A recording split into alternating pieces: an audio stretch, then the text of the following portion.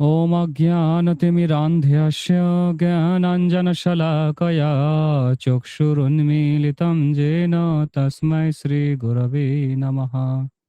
नमः विष्णुपादाय कृष्णप्रेष्ठाय भूतले श्रीमते भक्तिवेदान्त स्वामिनीति नामिने। नमस्ते सारस्वते देवे गौरवाणी प्रचारिणे निर्विशेष शून्यवादी पाश्चात्य देशतारिणे वाञ्छाकल्पतरुभ्यश्च कृपा सिन्धुभ्यो एव च पतितानां पावनेभ्यो वैष्णवेभ्यो नमो नमः। मूकं करोति वाचालं पङ्गुर्लङ्घयते गिरिं यत्कृपातमहं वन्दे श्रीगुरो दीनतारिणम् परमानन्दमाधवं श्रीचैतन्य ईश्वरम्। হরে কৃষ্ণ। তো আমরা জগন্নাথের বিষয়ে আলোচনা করছিলাম। আজকে জগন্নাথ লীলা তৃতীয় পর্ব। আজকে আমরা আলোচনা করব জগন্নাথের মন্দির এবং বিশেষ কিছু ভক্তদের বিষয়। আমি গত ক্লাসে বলেছিলাম আজকে জয়দেব গোস্বামীর ব্যাপারে আলোচনা করব, কিন্তু আজকে সেটা সম্ভব নয়। আগামী ক্লাসে বা মাঝখানে কোনো একটা দিন আমরা জয়দেব গোস্বামীর ব্যাপারে আলোচনা করব, ঠিক আছে? কারণ আমি একটা শিডিউল সাজিয়েছি যে 15 দিন আমরা কোন দিন কি কি বিষয় আলোচনা করব। তো সেখানে আমি দেখলাম যে জয়দেব গোস্বামীর ব্যাপারে আমি মাঝখানে একটা ডেটে রেখেছি, সেদিনে আমরা ভক্ত জয়দেবের বিষয়ে আলোচনা করব, জয়দেব পদ্মাবতীর ব্যাপারে আলোচনা করব, ঠিক আছে? তো আজকে আমরা আলোচনা করব জগন্নাথ মন্দির, জগন্নাথের রথ এবং জগন্নাথ ভগবানের কিছু ভক্তদের নিয়ে। তো আমরা সকলে জানি যে ভগবান জগন্নাথকে মহাপ্রভু কি বলে ডাকতেন? মণিমা, মণিমা বলে ডাকতেন। মণিমা শব্দের অর্থ হচ্ছে যিনি রাজার রাজা, রাজাধিরাজ, তাকে বলা হয় মণিমা। উড়িয়া ভাষায় মণিমা শব্দের অর্থ হচ্ছে যিনি রাজার রাজা, তাকে বলা হয় মণিমা। জগন্নাথ যেহেতু জগতের নাথ, অনন্ত কোটি ব্রহ্মাণ্ডের মালিক, সেই জন্য জগন্নাথকে বলা হয় মণিমা। আমি গত ক্লাসে বলেছিলাম না যে দেবতারাও মাঝে মাঝে আসে জগন্নাথের কাছে। অনেক ভক্তরা বলে যে জগন্নাথের কাছে প্রতিদিন দেবতারা আসে মিটিং করতে। আমি বলেছিলাম গত ক্লাসে যে 24 ঘন্টার মধ্যে 2 ঘন্টার জন্য মন্দির বন্ধ করা হয়, এবং সেই সময় ভিতরে অনেক খাজা গজা অনেক রকম প্রসাদ রাখা হয়, এবং দেবতারা ভগবানের সঙ্গে মিটিং করতে আসে এবং সেই যাওয়ার সময় সেই সব প্রসাদ নিয়ে চলে যায়। আপনাদেরকে আমি জানিয়েছিলাম যে কিভাবে পট্টযোশী একজন যে পান্ডা ছিলেন, তিনি বিভীষণের দেখা পেয়েছিলেন। বিভীষণ প্রতিদিন আসতেন, বিভীষণের দেখা পেয়েছিলেন। আর একটা ঘটনা আমার মনে পড়ে যে জগন্নাথের যে আনন্দ বাজার আছে মন্দিরের ভেতরে, সেই আনন্দ বাজারে একজন প্রসাদ বিক্রেতা ছিলেন।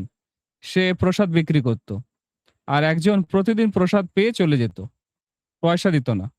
তা একদিন তাকে ধরেছে, আর যখন ধরেছে তখন সে বলছে যে আমার কাছে তো পয়সা নেই, অ্যাকচুয়ালি পয়সাটা কি জিনিস সেটা আমি জানি না।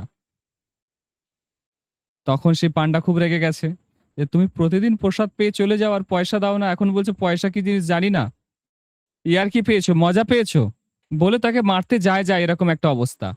সেই সময় সে তার নিজের যে প্রকাশ, মানে সে যে রূপ, সেটা তাকে দর্শন দিল, এবং তার যে আসল যে স্বরূপ সেটা সেই পান্ডাকে জানালো যে আমি হচ্ছি স্বর্গের রাজা ইন্দ্র। আমাদের ওখানে পয়সা টয়সা কি জিনিস সে কেউ জানে না। তো আমার কাছে তো পয়সা নেই, তুমি অন্য কিছু চাও। তখন সেই পান্ডা তার কাছে চেয়েছিল যে, ঠিক আছে তুমি আমাকে বর দাও যাতে আমি যখন চাইবো তখনই বৃষ্টি হয়। আ তো সেই থেকে সেই পান্ডা যখনই চাইতো তখনই বৃষ্টি হতো। বুঝতে পেরেছেন? এরকম একটা ঘটনা একবার জগন্নাথ পুরীতে ভগবানের মন্দির খোলা হয়েছে। দেখা যাচ্ছে যে ভগবানের সামনে একটা ব্রহ্মকমল আছে, ব্রহ্মকমল। এই ব্রহ্মকমল শুধুমাত্র হিমালয়ে পাওয়া যায়। আমাদের এখানে পাওয়া যাবে না। এই গরমের দেশে পাওয়া যাবে না। হিমালয় ঠান্ডার জায়গাতে এই ব্রহ্মকমল উৎপত্তি হয়। তো এই ব্রহ্মকমল কিভাবে পুরী মন্দিরে এলো? এই নিয়ে মানে আমাদের যে পান্ডারা তারা খুব হইচই করছে। সবাই নিজেদের মধ্যে ফুসফুস ফিসফাস করে আলোচনা করছে যে কিভাবে এই ব্রহ্মকমল মন্দিরের ভিতরে জগন্নাথের চরণের কাছে এলো। তো পান্ডারা দেখলো যে সময় মন্দির বন্ধ ছিল সেই সময় পান্ডারা কেউ ভেতরে ঢোকেনি। সেই সময় দেবতারা আসে। আর এই যে ব্রহ্মকমল এটা একমাত্র হিমালয়ে পাওয়া যায়। হ্যাঁ? যেখানে দেবাদিদেব মহাদেব বিরাজ করেন। তো পান্ডারা পরবর্তীকালে জানায় যে স্বয়ং দেবাদিদেব মহাদেব, হ্যাঁ, ত্রিপুরারি, হ্যাঁ, পিনাকি, স্বয়ং ভোলানাথ তিনি এসেছিলেন জগন্নাথকে দর্শন করতে। আর যেহেতু ভগবানের কাছে এলে খালি হাতে আসতে নেই, সেজন্য তিনি এই ব্রহ্মকমল পুষ্পটা নিয়ে এসেছিলেন। এনে জগন্নাথকে উপহার দিয়েছিলেন। বুঝতে পেরেছেন? এই যে ব্রহ্মকমল পুষ্পটা হিমালয় থেকে এখানে আনতে গেলে সেই পুষ্পটা গলে যাবে। এই গরমে থাকবে না। কিন্তু জগন্নাথের পায়ের কাছে যে পুষ্প সেটা অত্যন্ত ফ্রেশ ছিল, টাটকা ছিল, সতেজ ছিল।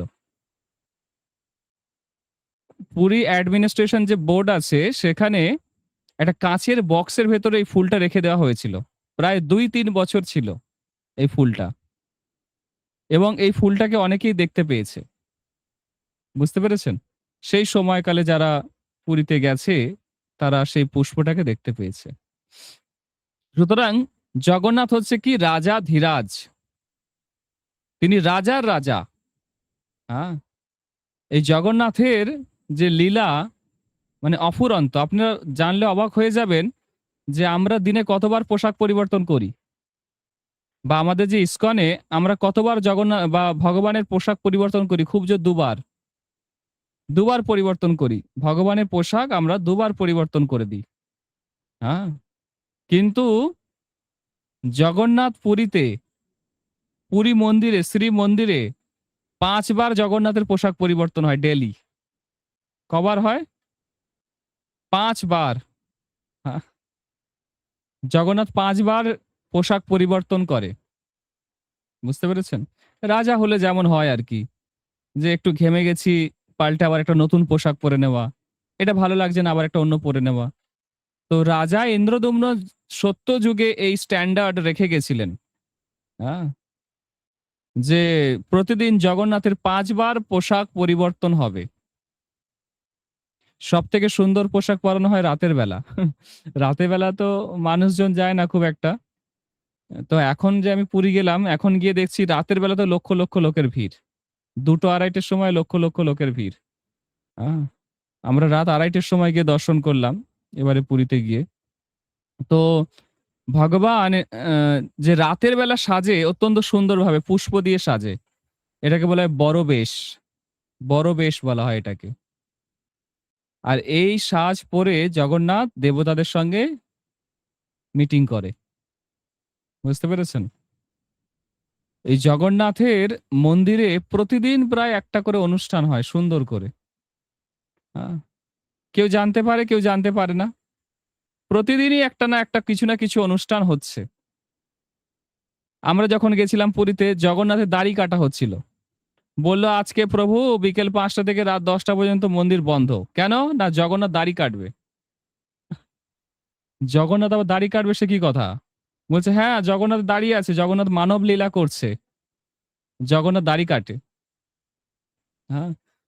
তো ৫ ঘন্টা প্রায় মন্দির বন্ধ ছিল সেদিনকে। আমরা সাড়ে দ আমরা অনেক রাতে গেলাম দর্শন করতে। দর্শন পেয়েছিলাম। বুঝতে পেরেছেন? তো জগন্নাথ হচ্ছে মহারাজ, রাজার রাজা। হ্যাঁ? তার ব্যাপারই আলাদা সব। হ্যাঁ? এরকম জগন্নাথ তো রথযাত্রা তো হয়, অবশ্যই হয়। কিন্তু রথযাত্রার ছাড়াও আরো অনেক রকম যাত্রা হয়। শীতকালে একটা যাত্রা হয় যেটাকে বলে বেন্টা যাত্রা। কি বললাম? বেন্টা যাত্রা। শুনেছেন কখনো? বেন্টা যাত্রা মানে হচ্ছে জগন্নাথ শিকার করতে যায়। যেমন দ্বারকায় কৃষ্ণ তো ক্ষত্রিয়, আর রাজা মানে সে শিকার করতে যাবে। তো কৃষ্ণ বলরাম, হ্যাঁ, পালকিতে চেপে বেরোয় শিকার করতে। আর পান্ডারা কি করে, 12খানা হরিণের মানে সিম্বল দিয়ে 12খানা ডাব রাখে, ডাব, যে ডাব নারকেল আর কি, ডাব। তো পান্ডারা, হ্যাঁ, সেই সময় খুব মাদল বাজায়, শিঙা বাজায়, হ্যাঁ, তারপরে ভজন গায়, ভগবান যে কত বীর, কত শক্তিশালী সেটা কীর্তন করা হয়। হ্যাঁ, তারপরে তীর ধনুক নিয়ে এসে একটা পান্ডা কৃষ্ণ বলরামের কাঁধে দিয়ে দেয়। তারপরে কিছুক্ষণ পরে সেটা খুলে নিয়ে গিয়ে ওই ডাবটাকে ছুঁয়ে দেয়। বাস, শিকার করা হয়ে গেল। এবারে সমস্ত ভক্তরা জগন্নাথ আর বলরামের বীর গাথা, মানে জগন্নাথ কত শক্তিশালী, বলরাম কত শক্তিশালী, হ্যাঁ, এইরকম কীর্তন করতে থাকে উড়িয়া ভাষায়। সবাই এগুলো জানে না। এটা বলে বেন্টা যাত্রা, শীতকালে হয় এটা। গরমকালে একটা যাত্রা হয়। গরমকালে হচ্ছে চন্দন যাত্রা হয়। 42 দিন ধরে চন্দন যাত্রা হয়। আপনারা জানেন না যে 21 দিন ভগবান বাইরে যে চন্দন সরোবর আছে, যেটা আপনাদের দেখিয়েছিলাম আমি, চন্দন সরোবর, সেই চন্দন সরোবরে অক্ষয় তৃতীয়ার দিন থেকে 21 দিন জগন্নাথ জলকেলি করতে যায়। দুটো পালকি নিয়ে বেরোয়, বুঝতে পেরেছেন? একটা পালকিতে জগন্নাথ আর বলরাম, হ্যাঁ, আর একটা পালকিতে শ্রীদেবী, ভূদেবী, হ্যাঁ, এরা বসে। শ্রীদেবী ভূদেবী মানে হচ্ছে জগন্নাথের স্ত্রী, তারা শ্রীদেবী ভূদেবী, হ্যাঁ, এরা বসে। তো দুটো পালকি নিয়ে পান্ডারা খুব সুন্দর করতে করতে, নৃত্য করতে করতে, হুম, একজন মানে একটি পুরুষ হবে, সে পুরুষ, এটাকে গুটি পোয়া নৃত্য বলে। গুটি পোয়া নৃত্য, এই নৃত্যটার নাম কি বললাম? গুটি পোয়া নৃত্য। মানে একজন পুরুষ, সে এই নৃত্যটা পরিবেশন করবে জগন্নাথ বলরামের মনোরঞ্জনের জন্য।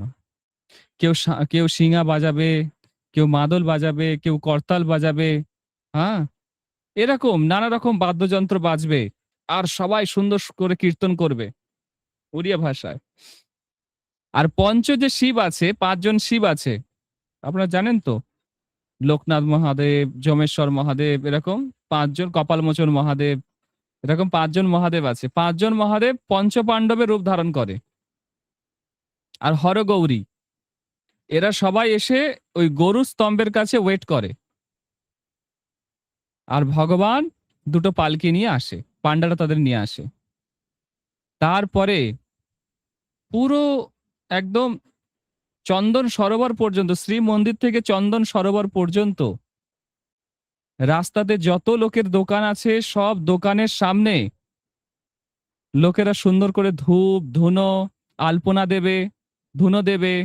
তারপরে কদলি বলে, কদলি। কদলি জানেন কি জিনিস? কলার মধ্যে একটু নারকেল দিয়ে দেবে, তার উপর একটু গুড় দিয়ে দেবে। এটা বলছে কদলি উড়িয়া ভাষায়। এইটা জগন্নাথ নাকি ওই সময় খায়। রাজা ইন্দ্রদম্ন জগন্নাথের কাছে আশীর্বাদ চেয়েছিল না, যে জগন্নাথ তোমাকে সবসময় খেতে হবে, তুমি খেয়ে হাত ধোবে, হাতে জল শোকাবে না, তারপরে আবার খেতে হবে। সেই জন্য জগন্নাথ যে রাস্তা দিয়ে যাচ্ছে, সেই সময় শুধু খেতে খেতে যাচ্ছে। এই সময় জগন্নাথ, বলরাম, সুভদ্রা মূল বিগ্রহ বেরোয় না। কোন বিগ্রহ বেরোয়? জগন্নাথের একটা আহ বিজয় বিগ্রহ আছে, যার নাম হচ্ছে মদন মোহন। বুঝতে পেরেছেন? মদন মোহন বিগ্রহ, গোপালের রূপ, মানে হাতে লাড্ডু আছে, এরকম গোপালের একটা রূপ, সেটা হচ্ছে মদন মোহন বিগ্রহ। আর বলরামের একটা বিগ্রহ, ঠিক আছে? এই দুই ভাই একটা পালকিতে, আর একটা পালকিতে আছে শ্রীদেবী এবং ভূদেবী। এদেরকে রাস্তা দিয়ে নিয়ে যাওয়া হয়, আর রাস্তায় সমস্ত ভক্তরা উলুধ্বনি করছে, তারপরে ফুল দিয়ে দোকানের সামনে সাজিয়েছে, রাস্তাতে সাজিয়েছে, হ্যাঁ, চারিদিকে ধূপ ধুনোর গন্ধ, প্রত্যেকটা দোকানের সামনে আলপনা, সুন্দর অনুষ্ঠান। ওই অক্ষয় তৃতীয়ার দিন মানে লক্ষ লক্ষ লোকের ভিড় হয় ওখানে। জগন্নাথ বলরাম আসছে, হ্যাঁ, আর তারা যখন চন্দন সরোবরের কাছে আসবে, সেখানে দুটো বজরা থাকবে। দুটো বজরা, বজরা মানে জানেন, নৌকার থেকে একটু বড় সাইজের হয়, হাঁসের মুখওয়ালা বজরা। বজরা দেখেছেন কিনা জানি না আপনারা, বজরা। এই বজরার উপরে একটা বজরার মধ্যে মদন মোহন আর শ্রীদেবী ভূদেবী থাকবে, হ্যাঁ, বলরাম থাকবে। হুম। আর একটা মানে বজরার মধ্যে পঞ্চপাণ্ডব, মানে পঞ্চশিব, যেটা পঞ্চপাণ্ডব আর হরগৌরী থাকবে। বুঝতে পেরেছেন? আর এই যে চন্দন সরোবর, এর মাঝখানে একটা দ্বীপ মতো আছে, যেটাকে বলা হয় আহ কি বলে, ভোগের ঘর বলা হয়, হ্যাঁ, বা কি বলে একটা, আহ, যাই হোক মনে পড়ছে না, ওই ভোগের ঘর মতো এরকম কিছু একটা বলে। আর চারদিকে চারটে এরকম ছোট ছোট চৌবাচ্চার মতো করা আছে, যেখানে চন্দন আর গোলাপ জলে ভরা থাকে। জল গোলা থাকে আর কি, জলে গোলা থাকে চন্দন আর গোলাপ জল। বুঝতে পেরেছেন? তো জগন্নাথ ওই যে নৌকার উপর উঠলো, বজরার উপর উঠলো, সেই সময় আবার খাবে, তাকে ভোগ লাগানো হবে। সেই সময় জগন্নাথ আবার ভিজে খাবার খাবে না, শুকনো খাবার খাবে। এই হাতে লেগে যাবে, আবার ধুইতে হবে, হ্যাঁ। শুকনো খাবার খাবে, চিড়ে মুরকি, কদলি, হ্যাঁ, এই সমস্ত খাবে। তারপরে ওই বজ্রাটাকে পুরো চন্দন সরোবরে ঘোরানো হবে। বুঝতে পেরেছেন? আর চারপাশ থেকে মানুষ হরিধ্বনি উলুধ্বনি করবে, হরি হরি বলো, হরি হরি বলো, এরকম বলবে খালি ওড়িয়ারা, হ্যাঁ। প্রচুর মানুষের ভিড়, প্রচুর মানুষের ভিড় সেই সময়। তারপরে জগন্নাথ আবার কিছুক্ষণ দাঁড়াবে, হ্যাঁ, দাঁড়িয়ে সে আবার ভোগ গ্রহণ করবে, আবার তারপরে আবার ঘুরবে। বুঝতে পেরেছেন? আবার ওই যে চৌবাচ্চাগুলো বানানো আছে, যার মধ্যে চন্দন গোলা আছে, গোলাপ জল আছে, ভগবানের বিগ্রহ গলা পর্যন্ত চোবানো হবে, আর সবাই ভগবানের গায়েতে জল দেবে। কত সুন্দর চন্দন যাত্রা। হ্যাঁ, এটা গরমকালে হয়, অক্ষয় তৃতীয়া থেকে 21 দিন। এই সময় একটা উড়িষ্যা একটা প্রচলিত জিনিস আছে, যে উড়িষ্যা রাজ্যে যত মানে শিল্পী আছে, যারা ছবি আঁকা শিখছে, যারা নৃত্য শিখছে, গান শিখছে, সবার প্রথম মানে উপস্থাপন বা পরিবেশন সেটা জগন্নাথের কাছে এই সময় আসে। তারা তারা রাস্তার উপর তারা আলপনা দেয়, তারা নৃত্য পরিবেশন করে। কেউ ধরুন ওড়িশি নাচ শিখছে, ওড়িশি, সে সেই সময় ওখানে মঞ্চে নৃত্য করে ভগবানকে দেখাবে। কেউ ধরুন গান শিখছে, সেই সময় ভগবানকে গান গেয়ে শোনাবে। এইরকম যত নতুন নতুন শিল্পী তারা এসে জগন্নাথকে সেই সময় মনোরঞ্জন করবেন। বুঝতে পেরেছেন? এটা হচ্ছে চন্দন যাত্রা। বাইরে 21 দিন হয়ে যাওয়ার পরে ভিতরে 21 দিন হয়। ভিতরে মন্দিরের পিছনে একটা সরোবর আছে, সেখানে আবার 21 দিন হয়। মোট 42 দিনে চন্দন যাত্রা উৎসব হয় জগন্নাথের।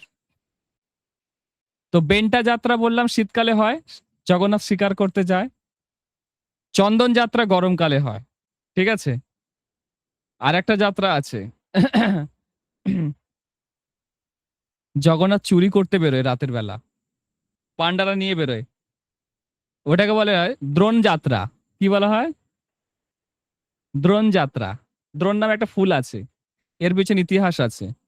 একটা রাজা ছিল রামচন্দ্র দেব নামে। কি বললাম নাম? রামচন্দ্র দেব রাজা ছিলেন। সে রাজা জগন্নাথের অনেক ভালো ভক্ত ছিল। এবারে একবার পান্ডা ভগবানের প্রসাদী মালা নিয়ে এসছে, মানে রাজাকে দেবে বলে। রাজা সেই সময় কিছু একটা কাজ করছিল, সে বাঁ হাতে করে সেই মালাটা নিয়েছিল। তারপরে সেই পান্ডা চলে যাওয়ার পর সেই রাজার মনে অনেক কষ্ট হয়েছে। হ্যাঁ, ভগবানের প্রসাদী মালাই বাঁ হাতে নিলাম, এত বড় পাষণ্ড, এত বড় পাপী লোক আমি? ভগবান সাক্ষাৎ পুরুষোত্তম ভগবান, সে পাঠিয়েছে মালাটা আমাকে প্রসাদী, তার আশীর্বাদ। আর আমি সেই মালাটা বাঁ হাতে নিলাম। এত বড় মূর্খ আমি। খালি ওনার অনুশোচনা হচ্ছে বারবার। প্রচুর অনুশোচনা হচ্ছে যে আমি কি করে ফেললাম, কি করে ফেললাম? রাতে তার ঘুম নেই, খাওয়া নেই, কিছু নেই। তো সে ভাবছে যে একটা পরিকল্পনা করতে হবে। কি পরিকল্পনা? না, আমি আমার এই হাতটা কেটে ফেলবো। কিন্তু আমি এই হাতটা কাটতে চাইলে কেউ রাজি হবে না। একটা পরিকল্পনা করেছে। সে তার মন্ত্রীকে বলছে, "জানো, একটা ভূত আসে প্রতিদিন আমার ঘরে। জানলা থেকে হাত বাড়ায়।" তো মন্ত্রী বলছে, "চিন্তা করবেন না মহারাজ। আপনি একটা কাজ করুন। আমার উপর দায়িত্ব দিয়ে দিন, আমি দেখছি। আমি পাহারা দেব।" তো রাজা কি করেছে? কিছু বালিশ সাজিয়ে তার উপর চাদর দিয়ে দিয়েছে। মনে হচ্ছে রাজা ঘুমাচ্ছে। আর রাজা কি করেছে? জানলার পিছন দিকে চলে গেছে। আর মন্ত্রী পাহারা দিচ্ছে। জানলার ভেতর থেকে মহারাজ কি করেছে? হাত বাড়িয়েছে। আর সঙ্গে, সঙ্গে মন্ত্রী তার বাঁ হাতটা কেটে দিয়েছে। পরের দিন সেই রাজা যখন রাজসভায় এসছে, দেখছে রাজার বাঁ হাত আর নেই। মন্ত্রী বলছে, "আপনার বাঁ হাত কোথায় গেল?" বলছে, "আমি একটা অপরাধ করে ফেলেছিলাম। জগন্নাথের প্রসাদী মালা আমি বাঁ হাতে ধরেছিলাম। এইজন্য আমার খুব অনুশোচনা হয়েছে, কষ্ট হয়েছে। সেইজন্য আমি আমার বাঁ হাতটা এরকম পরিকল্পনা করে কেটে ফেলেছি।" বলছে, "মহারাজ, এটা কি করলেন? আমি কি অপরাধ করে ফেললাম?" বলছে, "তোমার কোনো দোষ নেই। আমি এটা পরিকল্পনা করেছি। হ্যাঁ? জগন্নাথ স্বয়ং ভগবান পরম পুরুষোত্তম। হ্যাঁ? তিনি জগতের কল্যাণের জন্য এই দারু ব্রহ্মরূপে নীলাচলে আবির্ভূত হয়েছে, আর আমি তাকে অপমান করে ফেললাম।" তখন সেই হাতটা নিয়ে একটা সমাধি দেওয়া হয়, মাটির নিচে পুঁতে দেওয়া হয়। সেই জায়গা থেকে একটা গাছ বেরোয়। সেই গাছে এমন ফুল ফুটেছে, সুন্দর ফুল। আর এত তার সুগন্ধ, জগৎ মানে মাতোয়ারা হয়ে যাচ্ছে। এত সুন্দর সেই ফুল। তো রাজা মালিকে বলেছে, "মালি, গাছটা ভালো করে যত্ন করো। এই ফুলটা ভগবানকে আমি দেব।" পরের দিন সকালে দেখছি গাছে ফুল নেই। কি হলো ফুলটা? মালি বলছে, "আমি তো জানি না এই ফুলটা কি হলো।" হ্যাঁ? তো সেই মালিকে জেলে ভরে দিয়েছে রাজা। যে, "তোমাকে বললাম পাহারা দেওয়া, তুমি কি করেছো এটা? ফুলটা অন্য একজন কেউ চুরি করে নিয়ে চলে গেল?" রাত্রে জগন্নাথ স্বপ্ন দিয়েছে যে, "রাজা, তুমি যেটা করেছো এতে আমি অত্যন্ত প্রসন্ন হয়েছি। তুমি আমাকে এত ভালোবাসো যে আমার মালাটা তুমি বাঁ হাতে ধরেছো বলে বাঁ হাতটা কেটে ফেলেছো। তোমার আমার প্রতি যে প্রেম, এটা আমি গ্রহণ করেছি। ওই যে ওখানে তোমার হাতের সমাধির উপরে যে গাছ হয়েছে, ওটা আমার ইচ্ছাতে হয়েছে। আর ওই ফুলটা আমি নিজে চুরি করেছি। দেখো, মন্দিরে এসে আমার মাথার উপরে ওই ফুলটা আমি রেখেছি। হ্যাঁ? তুমি কোনো চিন্তা করো না।" পরের দিন সকালে ঘুম থেকে উঠে দেখছে রাজা, তার হাতটা আবার জোড়া লেগে গেছে। নতুন হাত হয়ে গেছে। হাতটা কেটে দিয়েছিল, নতুন করে হাত গজিয়ে গেছে। দৌড়ে, দৌড়ে শ্রীমন্দিরে গিয়ে দেখছে জগন্নাথের মাথার উপরে সেই ফুলটা রয়েছে। হ্যাঁ? সেইজন্য বছরে একবার জগন্নাথ রাত্রিবেলা চুরি করতে বেরোয়। সেই সময় কোনো ঘন্টা বাজে না, কোনো বাদ্যযন্ত্র বাজে না, কিচ্ছু না। পালকিতে করে কৃষ্ণ বলরাম বেরোয় চুরি করতে। কি চুরি করতে? না, এই ফুল চুরি করতে। ওই যে গরুর স্তম্ভের কাছে কিছু ওই দ্রোণ ফুলের গাছ লাগানো হয়। আর পান্ডারা তুলে, তুলে জগন্নাথকে দেয়। হ্যাঁ? আর সবাই মানে কীর্তন করতে শুরু করে, "দেখো, দেখো, এমন চোর কে দেখেছে? হৃদয় চুরি করে নেয়। মানুষের হৃদয় চুরি করে নেয়, পাপ চুরি করে নেয়। হ্যাঁ? এই চোর সর্বশ্রেষ্ঠ চোর।" হ্যাঁ? এরকম করে খুব সুন্দর মহিমা কীর্তন গাইতে শুরু করে পান্ডারা। রাত্রে বেলা হয় এটা। ঠিক আছে? এরকমই এই দ্রোণ যাত্রা, এরকমই আরেকটা খুব সুন্দর লীলা হয় পুরীতে। রুক্মিণী হরণ যাত্রা। শুনেছেন আপনারা? রুক্মিণী হরণ যাত্রা। কৃষ্ণ তো রুক্মিণীকে হরণ করে বিবাহ করেছিল। শিশুপালের সঙ্গে বিয়ে হয়ে যাচ্ছিল। তো রুক্মিণী প্রেমপত্র লিখেছিল কৃষ্ণকে, আর কৃষ্ণ গিয়ে তাকে উদ্ধার করেছিল। তো পুরীতে এই লীলাটা হয়। কবে হয় জানেন? শুনলে অবাক হয়ে যাবেন। আমাদের যেদিন পান্ডবা নির্জলা একাদশী, সেই দিনে হয়। পান্ডবা নির্জলা একাদশীর দিনে জগন্নাথের বিয়ে হয় রুক্মিণী দেবীর সাথে রাত্রেবেলা। আমরা সারা রাত এখানে কীর্তন করি, না খেয়ে থাকি, আর ওখানে ফিস্ট চলে। কি করে হচ্ছে জিনিসটা দেখুন, কত সুন্দর লীলা। হ্যাঁ? ওখানে জগন্নাথকে পালকি করে নিয়ে আসা হবে, মানে মদন মোহন বিগ্রহকে। আর পিছনে যে লক্ষ্মী দেবীর মন্দির আছে সেখান থেকে একজন পান্ডা সে কৃষ্ণর কাছে অনুরোধ করবে যে কৃষ্ণ, তোমার আমি প্রেমে পড়ে গেছি, তোমার মানে এত লীলা, এত রূপের বর্ণনা আমি নারদ মুনির থেকে শুনেছি, ঋষিদের থেকে শুনেছি, সবাই এসে এসে আমাকে বলতো, আর আমি তোমার প্রেমে পড়ে গেছি, তোমাকে ছাড়া আমি কাউকে বিয়ে করব না। হ্যাঁ, আমার বাড়ির লোক শিশুপালের সঙ্গে বিয়ে দিতে চাইছে, কিন্তু শিশুপাল হচ্ছে শিয়ালের মতো, আর আমি হচ্ছে হরিণ, আমাকে গিলে খেয়ে নেবে, আমার জীবনটা বরবাদ হয়ে যাবে, তুমি এসে আমাকে রক্ষা করো, বাঁচাও। বুঝতে পেরেছেন? তখন জগন্নাথের তরফ থেকে পান্ডারা হ্যাঁ ওই রুক্মিণী দেবীর উদ্দেশ্যে বলবে, চিঠি লিখবে যে তুমি বিমলা দেবীর আরাধনা করো। মানে রুক্মিণী দেবী তখন কাত্যায়নী দেবীর আরাধনা করেছিল, বিমলা দেবী হচ্ছে দুর্গা দেবী। তো লক্ষ্মী দেবীকে পালকি করে খুব সুন্দর সাজিয়ে রেশমের বস্ত্র দিয়ে পালকি করে নিয়ে এসে বিমলা দেবীর মন্দিরে নিয়ে আসা হবে। বুঝতে পেরেছেন? আর এখানে কৃষ্ণ অর্থাৎ জগন্নাথকে নিয়ে যাবে পান্ডারা। হঠাৎ করে একজন পান্ডা দৌড়ে গিয়ে লক্ষ্মী দেবীকে তুলে নিয়ে এসে জগন্নাথের পালকিতে বসিয়ে দেবে। হ্যাঁ, আর সব মাতাজিরা সমস্ত প্রভুরা খুব উলুধ্বনি দেবে, দেখো দেখো দেখো কৃষ্ণ কত সুন্দর রুক্মিণী দেবীকে হরণ করে নিয়ে চলে এলো সিংহের মতো। হ্যাঁ, খুব সুন্দর লীলা। আর সেই সময় পান্ডারা কি খায় জানেন? দুধ খায়, দুধের সঙ্গে এলাচ মিশিয়ে খুব সুন্দর একদম ঘটি ঘটি দুধ খাবে।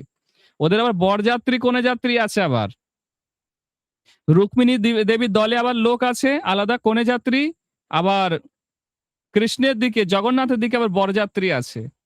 তারা খুব সুন্দর করে গয়নাগাটি পরে রেশমের কাপড় পরে সাজবে, হ্যাঁ, আর এরকম এলাচ দেওয়া দুধ খাবে। বুঝতে পেরেছেন? দুধ টুধ খেয়ে এবারে রাত্রিবেলা বিয়ে হবে। কোথায় বিয়ে হবে? চৈতন্য মণ্ডপের কাছে, যেখানে মহাপ্রভু নৃত্য করতেন, সেই চৈতন্য মণ্ডপে ওখানে বিয়ে হবে রাত্রেবেলা, গভীর রাতে লগ্ন, কৃষ্ণ আর রুক্মিণী দেবীর বিবাহ হচ্ছে। সেই দিন মন্দিরে যত লোক থাকবে তাদের ফ্রি প্রসাদ দেওয়া হয়। এমনি গেলে প্রসাদ কিনে খেতে হয়, কিন্তু সেই দিনে যত লোক মন্দিরে আসবে সবাইকে একদম বিনামূল্যে প্রসাদ দেওয়া হবে। বুঝতে পেরেছেন? আবার জিজ্ঞেস করবে তুমি কোনে পক্ষের না বর পক্ষের। প্রত্যেক লোককে জিজ্ঞেস করবে তুমি বরযাত্রী না কোনে যাত্রী, পান্ডারা জিজ্ঞেস করবে। আর যত প্রসাদ পেতে চান পাওয়াবে, কিন্তু দুঃখের বিষয় সেদিন আমাদের নির্জলা একাদশী। আমরা কিছুই খেতে পারবো না। তো যাই হোক, এখন বিষয় হচ্ছে এবার রুক্মিণী দেবীর বিবাহ হবে। হ্যাঁ, আর সমস্ত ভক্তরা সানাই বাজাবে, সুন্দরভাবে ভগবানের লীলা আলোচনা করবে, উড়িয়া ভাষায় কীর্তন হবে। এইরকম যাত্রা হয়, রুক্মিণী হরণ যাত্রা। হ্যাঁ, এরকমই রথযাত্রা, এরকমই একটা যাত্রা হচ্ছে রথযাত্রা। তো ভগবান জগন্নাথ মানে প্রতিদিন নতুন নতুন কিছু না কিছু করে। বলছি না, 5 বার দিনে পোশাক পরিবর্তন করে, 5 বার জামা পাল্টায়। প্রভুপাদ তো আমাদের শর্ট করে দিয়েছে স্ট্যান্ডার্ডটা, 2 বার করো মাত্র, মঙ্গল আরতির সময় আর দর্শন আরতির আগে। হ্যাঁ, না হলে আমাদের অবস্থা আরো খারাপ হয়ে যেত। প্রভুপাদ চেয়েছিলেন স্ট্যান্ডার্ড বাড়াতে, কিন্তু আমরা ক্লান্ত হয়ে যেতাম। এমনি আমাদের ইসকনে এত অনুষ্ঠান এত অনুষ্ঠান, আমরা ক্লান্ত হয়ে যাই, তাই না? প্রতি মাসে 2-3টে করে অনুষ্ঠান থাকছে। তাহলে জগন্নাথের প্রতিদিন কিছু না কিছু অনুষ্ঠান। আবার এই জগন্নাথের আবার এত মানে বৈভব, সে জগন্নাথের আবার আতর আছে আলাদা। শীতকালে আতর আলাদা, বর্ষাকালে আতর আলাদা, গরমকালে আতর আলাদা, শরৎকালে আতর আলাদা। বুঝতে পেরেছেন? শরৎকালের আতর আবার শীতকালে লাগানো যাবে না, শীতকালের আতর আবার গরমকালে লাগানো যাবে না, এরকম ব্যাপার আছে। রাজা বলে কথা তো। বুঝতে পেরেছেন? অনেক তার বৈভব। হ্যাঁ, শুধু তাই নয়, জগন্নাথের খাবার 8 বার ভোগ লাগে। কবার? 8 বার 56 ভোগ, বেশি নয়। হ্যাঁ, 8 বার 56 ভোগ ভোগ লাগবে জগন্নাথকে ডেলি, প্রতিদিন। আর প্রত্যেকটা নতুন পাত্রে। আমাদের কি একটা সিলভারের পাত্র বা স্টিলের পাত্র কিনে নিলাম, যুগ যুগ ধরে চললো, সেরকম ব্যাপার নয় জগন্নাথের। ওই অত মাটির পাত্র প্রতিদিন, 720টা নাকি উনুন আছে, 720টা উনুনের ওপরে একটার ওপরে আরো 10টা করে চাপছে। হ্যাঁ, এত রান্না হয়। হ্যাঁ, 2.5 লক্ষ লোকের রান্না একবারে হয়ে যাবে। লোকে বলে যে পুরী এমন একটা জায়গা সারা পৃথিবীর লোককে একদিনে বসিয়ে খাওয়াতে পারে। এটা পুরীর পক্ষে সম্ভব। হ্যাঁ, তো ওই যে এত মাটির পাত্র ভাবুন তো কোথায় যায় এগুলো। হ্যাঁ, সেই সত্যযুগ থেকে এখনো পর্যন্ত প্রতিদিন একটা উনুনের উপর 10টা করে মাটির হাঁড়ি। 720 ইন্টু 10 কত হয় রে সাক্ষী গোপাল? হ্যাঁ, 720 ইন্টু 10 করলে কত হবে? 7200। 7200 হাঁড়ি, 7200 বড় বড় মটকা প্রতিদিন। এক বেলা না, প্রতিদিন না, বলছে কি 8 বার 56 ভোগ লাগে, 8 বার। তাহলে কত হচ্ছে ভেবে দেখুন। এই এত মাটির পাত্র যদি জমা একটা পাহাড় হয়ে যাওয়ার কথা। হ্যাঁ কি না বলুন? পুরো পাহাড় হয়ে যাওয়ার কথা। বলছে একজন দেবী আছে এই মাটির পাত্রগুলো খেয়ে নেয়। এই মাটির পাত্রগুলো একজন দেবী আছে যে এই মাটির পাত্রগুলো সব খেয়ে নেয়। আর সে মানে বাইরে কিছু আউটপুট নেই, পুরো একদম ডাইজেস্ট করে নেয়। বুঝতে পেরে অ্যাবজর্ব করে নেয়। এরকম একজন দেবী আছে পুরীতে। নালে ভাবুন না প্রতিদিনের এত মানে 7000 হাঁড়ি একদিনে, একদিনে একবারে 8 বার আছে এবারে। এই সত্যযুগ থেকে এত মাটির হাঁড়িতে রান্না হচ্ছে প্রতিদিন, কোথায় যাচ্ছে এগুলো? একজন দেবী আছে, সেই দেবী এই মাটির হাঁড়িগুলো সব খেয়ে নেয়, খেয়ে সে অ্যাবজর্ব করে নেয়। এটা হচ্ছে তার সেবা। বুঝতে পেরেছেন? তো জগন্নাথে এইরকম বৈভব। জগন্নাথের মন্দিরে 1972 সালের আগে পর্যন্ত কোনো ইলেকট্রিসিটি ছিল না, কোনো কারেন্ট ছিল না, সব মশালের আগুন। ওই রিড়ের তেল বলে না, ওই তেলের বাতি জ্বলতো আর সারা রাত ধরে মশাল জ্বলতো। কোনো ইলেকট্রিসিটি ছিল না 1972 সালের আগে পর্যন্ত। এই মহারাজ গজপতি আসার পরে, দিব্য সিংহ রায় যাকে বলা হয়, হ্যাঁ, গজপতি মহারাজ, এনার আগে পর্যন্ত কোনো ইলেকট্রিসিটি ছিল না। উনি 1972 সালে রাজা হয়েছিলেন। হ্যাঁ, এর আগে কোনো ইলেকট্রিসিটি পুরীতে ছিল না। পুরীতে কোনো ট্যাপ কল নেই। জনগণের জন্য এখন সরকার বানিয়েছে 2-4টে, কিন্তু জগন্নাথের যে রান্না হয় কোনো মোটরে তোলা জল না, সাবমার্সিবল জল নয়, কুয়ো থেকে জল তোলা হয়। গঙ্গা আর যমুনা দুটো কুণ্ড আছে ভেতরে রান্নাঘরের কাছে, সেই জল দিয়ে ডেলি জগন্নাথের রান্না হয়। এত জল লাগে লেয়ার নিচে নেমে যায়, আবার পরের দিন সকালে দেখে লেয়ার উঠে গেছে। হ্যাঁ, এইরকম এত রান্না হয় ডেলি, কল্পনা করতে পারবেন না আপনারা। জগন্নাথের এত অনন্ত বৈভব। হ্যাঁ, শুধু তাই নয়, জগন্নাথের আবার আলাদা আলাদা সব ব্যাপার আছে খাওয়া দাওয়ার। হ্যাঁ, জগন্নাথের রাতের খাবার আলাদা আছে। হ্যাঁ, দিনের খাবার আলাদা আছে, এ সমস্ত আলাদা আলাদা খাবারের ব্যাপার আছে। পোশাকেরও আলাদা আলাদা ব্যাপার আছে। এই যে চন্দন যাত্রা বললাম না, চন্দন যাত্রার সময় জগন্নাথ গামছা পরবে। বাবুর খুব গরম লেগেছে তো বিকেল 5টার সময় গামছা পরে বসবে, লাল পাড় আর ঘিয়ে কালারের গামছা। কি বুঝলেন? গামছা পরে বাবু সেজে গুজে বসবে, সুন্দর করে হালকা হয়ে বসবে। আর পাখার বাতাস করবে ভক্তরা।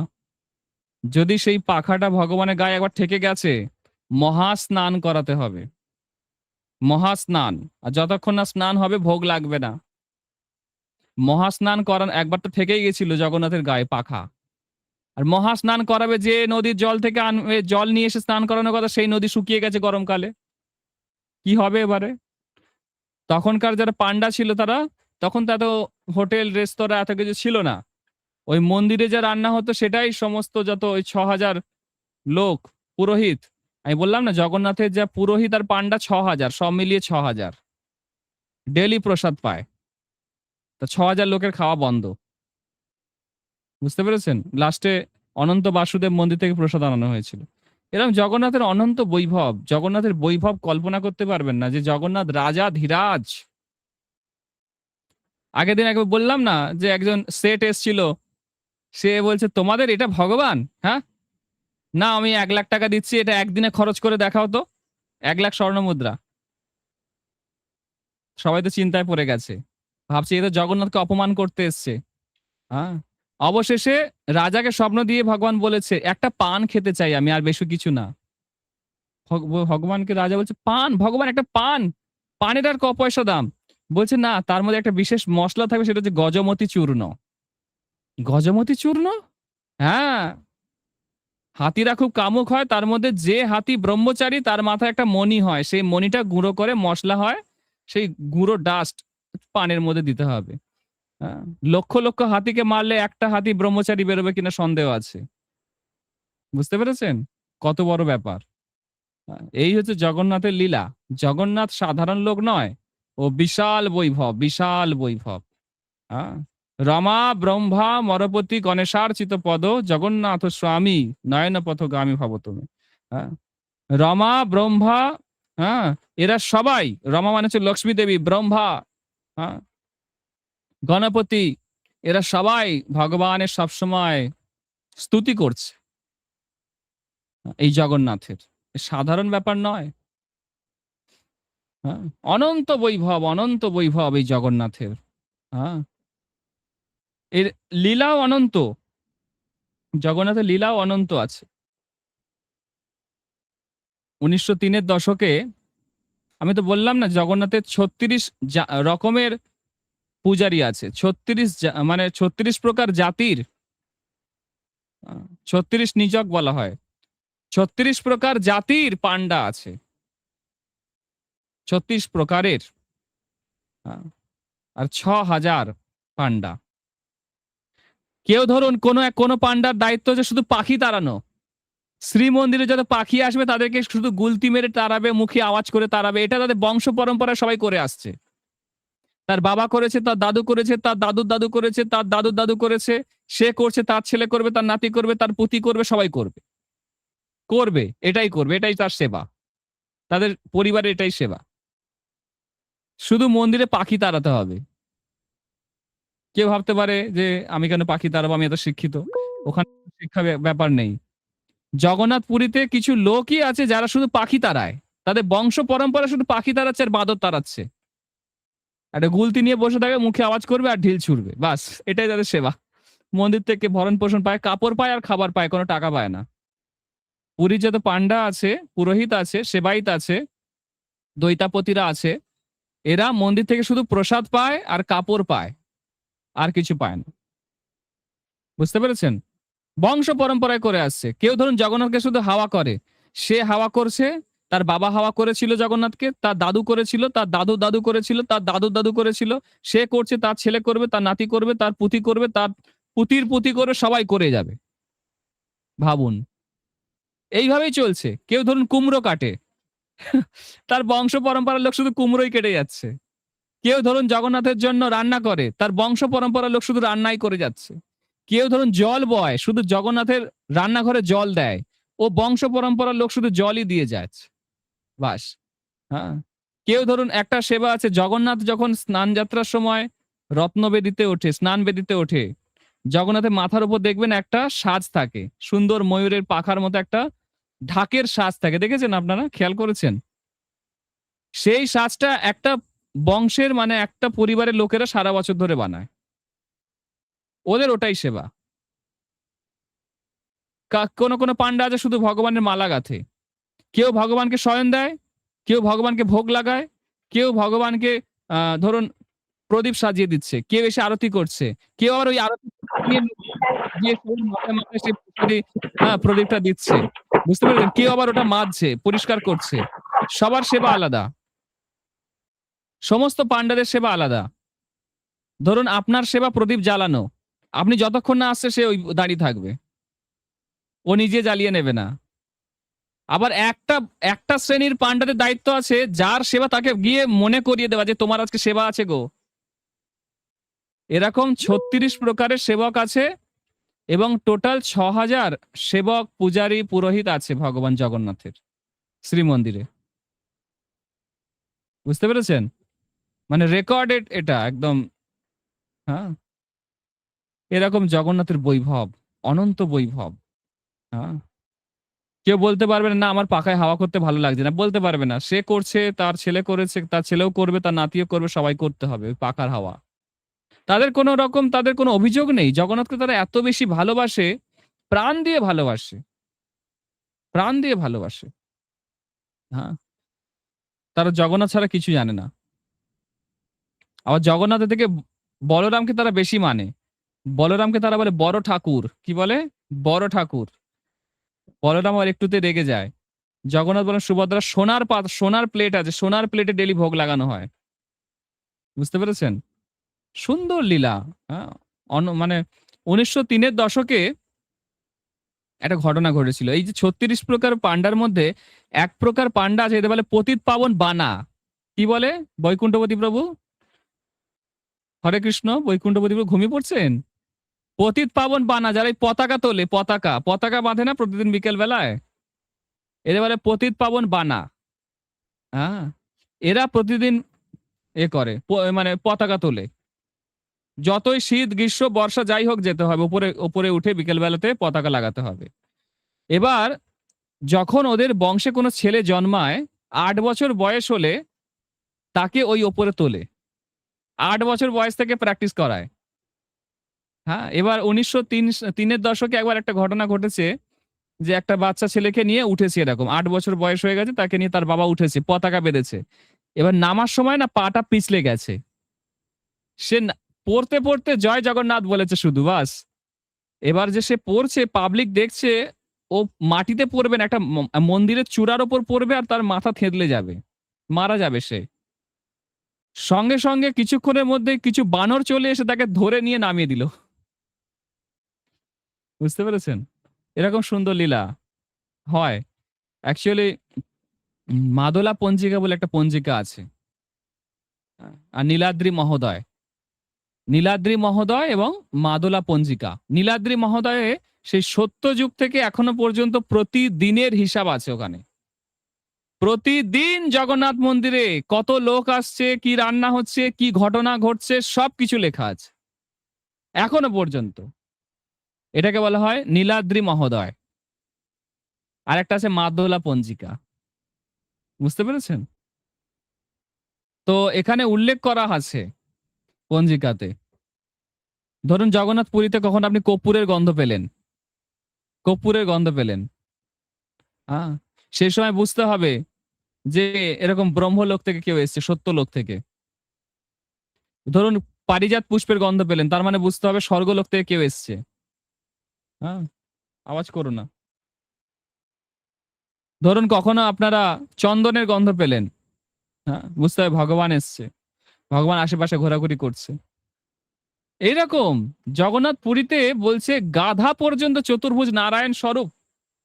হ্যাঁ, পান্ডাদের কথা তো দূরের কথা, পান্ডারা তো আরো কাছের ভগবানের। হ্যাঁ, মানে পুরীর মহিমা বলে শেষ করতে পারবে না লোকে। হ্যাঁ, একবার একটা অ্যাকচুয়ালি জগন্নাথ পুরীর 10টা বিশেষ মহিমা আছে।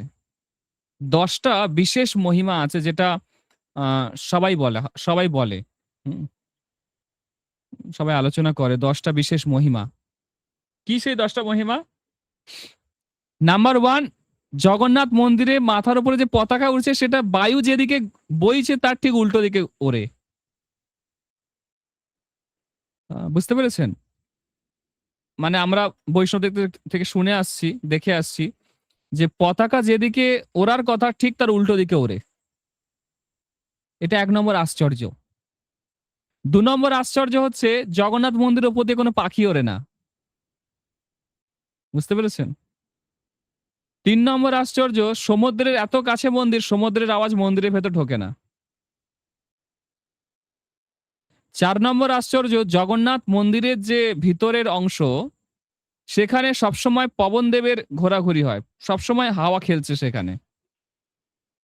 আর 5 নম্বর হচ্ছে জগন্নাথ মন্দিরের যে শ্রীমন্দিরের মূল মন্দিরের ছাওয়া কখনো মাটিতে পড়ে না, অন্যান্য মন্দিরের চূড়ার উপর পড়ে, সেটা কখনো মাটিতে পড়ে না। ঠিক আছে? 6 নম্বর আশ্চর্য হচ্ছে এই যে জগন্নাথের প্রসাদ, এই প্রসাদ কুকুর এবং মানুষ একই প্লেটে বসে খেতে পারে। জগন্নাথের প্রসাদ এত মহান। হ্যাঁ, বুঝতে পেরেছেন?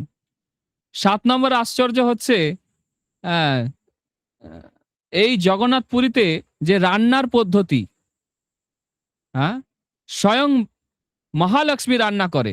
আর শুধু পৌষ মাসে মাতা লক্ষ্মী বাপের বাড়ি যায়, সেই সময় বিমলা দেবী রান্না করে। কে করে? বিমলা দেবী রান্না করে। আহ, বুঝতে পেরেছেন? এক মাস পৌষ মাস, পৌষ মাসের এক মাস লক্ষ্মী দেবী থাকে না, সেই সময় বিমলা দেবী রান্না করে। ওই পিঠে পুলি সেই সময় ভোগ লাগানো হয় জগন্নাথকে। হ্যাঁ, 11 মাস লক্ষ্মী দেবী রান্না করে।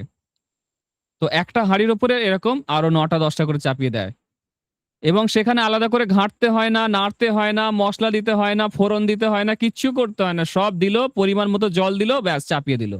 এমন নয় যে ভাত উদলে গিয়ে পড়ছে, ফ্যান পড়ছে, গ্যাস কমাও, ফ্লেম কমাও, সব কোনো ব্যাপার নেই। সব একেবারে দিয়ে চাপা দিয়ে বসিয়ে দিল, বাস হয়ে গেল সুন্দর রান্না। অদ্ভুত জিনিস, অদ্ভুত, কল্পনা করতে পারবেন না। হ্যাঁ, জগন্নাথ মন্দিরে এটা হচ্ছে আশ্চর্য একটা বিষয়। 8 নম্বর আশ্চর্য হচ্ছে জগন্নাথের সুদর্শন চক্র। এই যে সুদর্শন চক্রটা যে কি ধাতু দিয়ে তৈরি, কেউ আজ পর্যন্ত বলতে পারে না। হ্যাঁ, ওই আমাদের কি বলে, উম, কিছু বড় বড় সায়েন্টিস্ট, বিজ্ঞানী, নৃতত্ত্ববিদ, তারা এসে পরীক্ষা করার চেষ্টা করেছে কি ধাতু দিয়ে তৈরি, কেউ বলতে পারে না। কেউ বলতে পারে না এই সুদর্শনটা কি ধাতু দিয়ে তৈরি। আবার যেদিক থেকে দেখবেন সেদিক থেকে মনে হবে আপনার দিকে ঘুরে আছে সুদর্শন। সুদর্শন এরকম একটা ব্যাপার আছে, আপনি যেদিক থেকে যে অ্যাঙ্গেল থেকে দেখবেন সুদর্শন আপনার দিকে মনে হয় তাকিয়ে আছে। 3টে দিক থেকেই আপনার দিকে মনে হবে যেন তাকিয়ে আছে, এরকম একটা বিষয় আমি দেখলাম এবছর গিয়ে। হ্যাঁ, এছাড়া আর কি মহিমা আছে, আর কি আশ্চর্য আছে এই জগন্নাথ পুরীর? বলছে এই জগন্নাথ পুরীতে প্রসাদ গোটা বিশ্বের লোক একসাথে খেতে পারে। যদি সারা পৃথিবীর মানুষ মনে করে যে আমরা একদিন কোথাও একটা জায়গায় প্রসাদ পাবো, তো শ্রীমন্দির থেকে সব জায়গায় মানে প্রসাদ সাপ্লাই করতে পারে, এই ক্যাপাবিলিটি আছে। বুঝতে পেরেছেন? আর একটা কি আশ্চর্যের বিষয় হচ্ছে কি, এই যে জগন্নাথ পুরী ধাম, এই পুরী ধামে যে শ্রী মন্দির, এই শ্রী মন্দিরটা কোনো সাধারণ মন্দির নয়।